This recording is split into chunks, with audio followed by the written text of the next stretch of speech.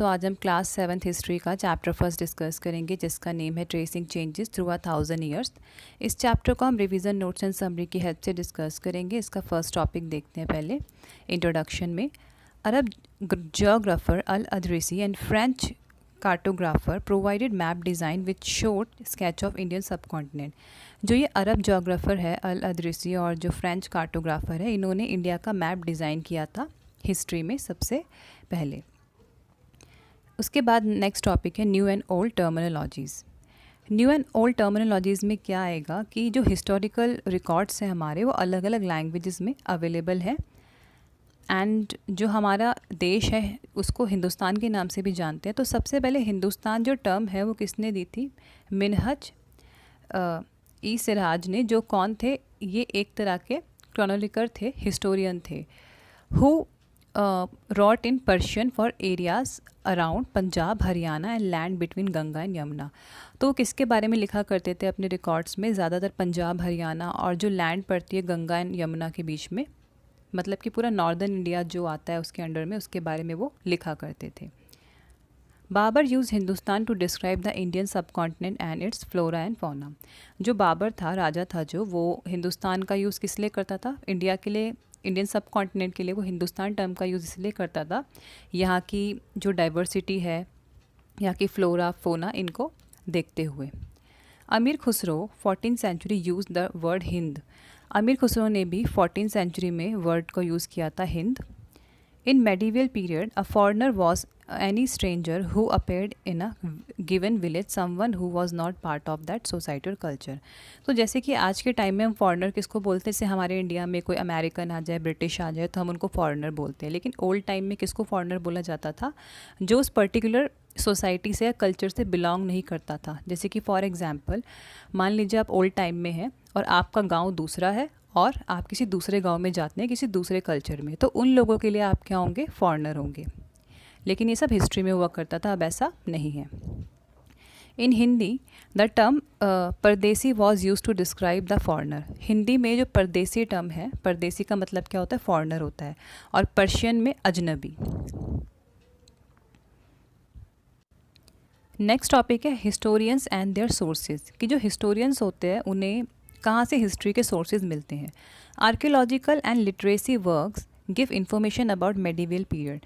जो archaeological work है, literacy work है, इससे हमें काफ़ी हिस्ट्री के बारे में पता चलता है। जैसे हम किले वगैरह के पास जाते हैं, सर्च करते हैं, साइट्स पे जाते हैं, वहाँ पे डिस्कवरीज करते हैं नई नई, तो हमें पता चलता है। और जो हिस्ट्री के कुछ बुक्स हम पढ़ते हैं उससे भी हमें उसके बारे में पता चलता है।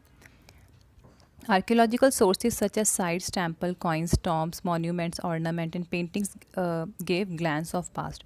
जितनी भी आर्कियोलॉजिकल साइट्स हैं, टेम्पल्स हैं, कॉइन्स हैं, टॉम्स हैं, मॉन्यूमेंट हैं, मतलब किले वगैरह या पुराना जो हमें कॉइन्स मिलते हैं, टेम्पल्स जो पुराने हैं, साइट्स जो पुरानी है, पेंटिंग्स जो पुरानी है, उनसे हमें काफ़ी कुछ जानने को मिलता है पास्ट के रिगार्डिंग।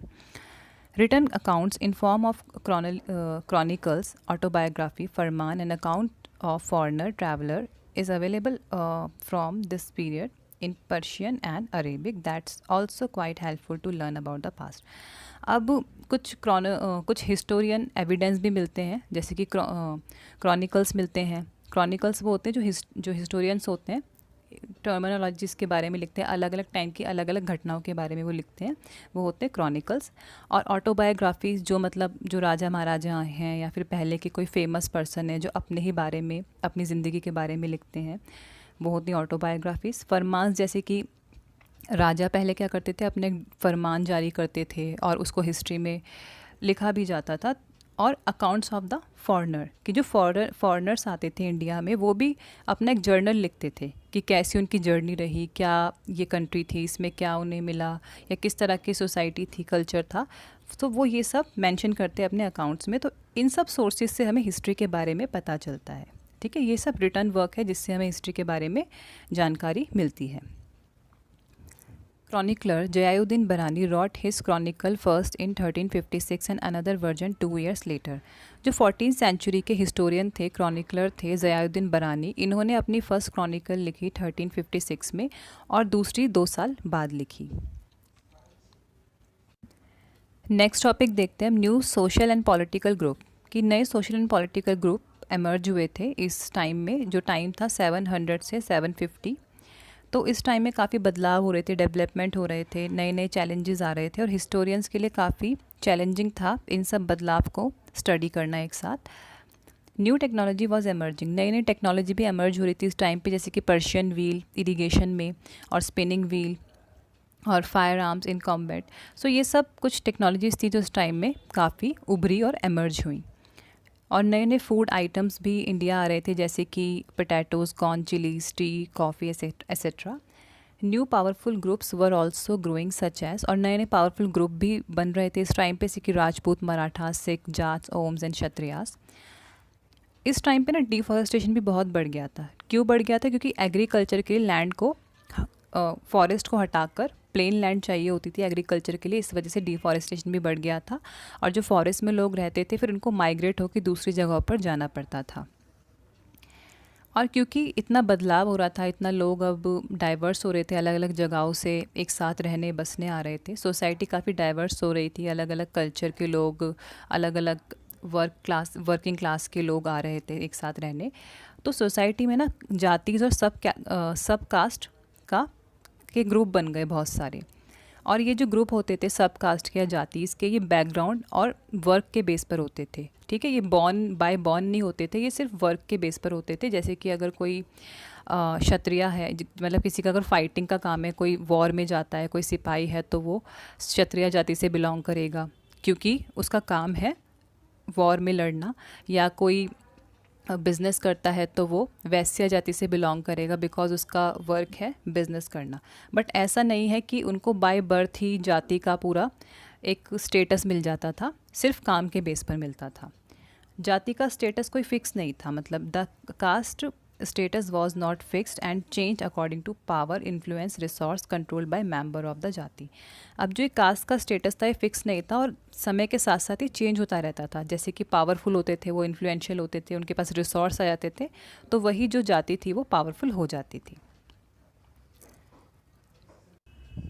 नेक्स्ट टॉपिक है regions and empires. Big kingdoms like Cholas, Tughlaqs and Mughals overpowered many region.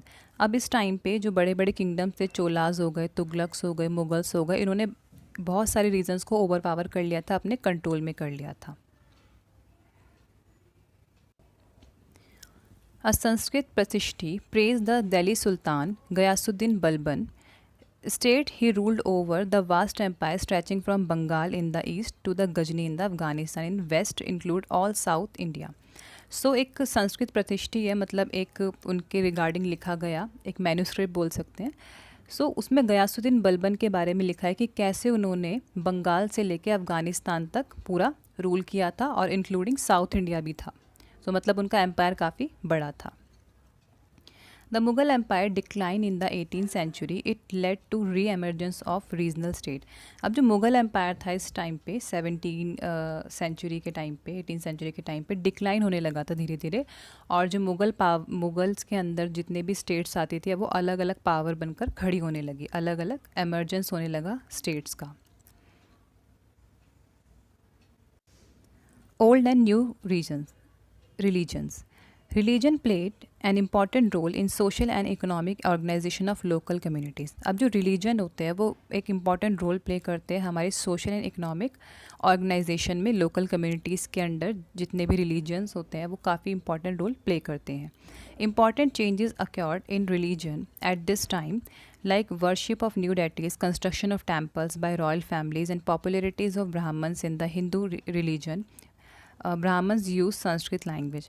अब इस टाइम पे रिलीजन भी काफ़ी फेमस हो रहा था, जैसे कि मंदिर बनवाना और अपने न्यू डेटीज़ जो भगवान होते हैं उनकी मूर्तियाँ स्थापित करवाना, उनकी पूजा करना। बड़ी बड़ी रॉयल फैमिली डोनेशन देती थी मंदिर बनवाने के लिए। और इस टाइम पे ब्राह्मण्स भी काफ़ी पॉपुलर हो गए थे। ब्राह्मण्स हिंदू कम्युनिटी के एक जात होती है, एक कास्ट होती है, तो वो काफ़ी फेमस हो गए थे क्योंकि उन्हें ही हक था पूरा ये मंदिर वगैरह से, रिलीजन से रिलेटेड जितना भी काम होता था ब्राह्मण्स ही संभालते थे। तो ब्राह्मण्स होते थे जो वो संस्कृत लैंग्वेज का यूज़ करते थे। Islam was also introduce by many rulers. और इस्लाम भी फिर आने लगा इंडिया में। और किसके थ्रू आने लगा ये? पहले तो मर्चेंट एंड माइग्रेंट्स के थ्रू आने लगा, एंड बाद में कुछ जो रूलर्स बने जैसे कि अकबर, बाबर और दूसरे रूलर हो गए जैसे कि महमूद गजनी। जब ये रूलर इंडिया में आए तो ये अपने साथ अपनी जो भी कल्चर है, अपना रिलीजन है, वो साथ में लेकर आए। अब जो इस्लाम की जो एक होली बुक है, कुरान है वो, और ये क्या आइडियोलॉजी देती है, preach the idea one God, कि वो एक भगवान में बिलीव रखती है। Thinking about time and historical period. अब हम कैसे पुराने टाइम को पढ़ सकते हैं या किस तरह से हम उनको कैटेगराइज कर सकते हैं, वो देखते हैं। Several economic and social changes had taken place, new beliefs and ideas got transfer.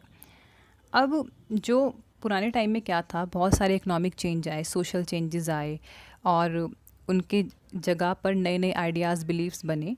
तो हिस्ट्री को क्लासिफाइड किया गया। जो ब्रिटिश हिस्टोरियन थे उन्होंने इंडियन हिस्ट्री को क्लासिफाइड किया 3 ग्रुप्स में, Hindu, Muslim and British history. But जो मॉडर्न हिस्टोरियन हैं, जो आजकल के हिस्टोरियन हैं, उन्होंने हिस्ट्री को डिफ़ाइन किया है ancient, medieval and modern period. तो इस तरह से हम हिस्ट्री को पढ़ सकते हैं। सबसे पहले हम एंशियंट हिस्ट्री को जानेंगे, जिससे हमें पूरा हिस्ट्री का बैकग्राउंड पता चले कि कब कैसे क्या स्टार्ट हुआ या किस तरह से हिस्ट्री को पढ़ा जाता है। फिर मेडिवियल पीरियड, जहाँ पे जितने भी रूलर्स इंडिया में आए, जो अलग अलग जगहों से आए, कोई अफ़गानिस्तान से, कोई तुर्की से, और कैसे उन्होंने ओवर पावर किया, कैसे उन्होंने रूल किया। और मॉडर्न हिस्ट्री में जैसे कि हिस्ट्री हो गई 18th सेंचुरी की, 17th सेंचुरी की, जिसमें ब्रिटिशर्स आए थे और कैसे ब्रिटिशर्स ने इंडिया को ऑक्यूपाइड किया। तो इस तरह से हिस्ट्री अलग अलग पार्ट में डिफ़ाइन है, और इस तरह से हम स्टडी कर सकते हैं हिस्ट्री को, पास्ट को। सो स्टूडेंट्स, इसी के साथ आपका ये चैप्टर फिनिश होता है। आई होप आपको समझ आया होगा। एंड अगर आपको वीडियो इन्फॉर्मेटिव लगे तो आप अपने फ्रेंड्स के साथ इसे शेयर कर सकते हैं। मैं आपसे मिलती हूँ नेक्स्ट वीडियो में। जब तक के लिए बाय बाय।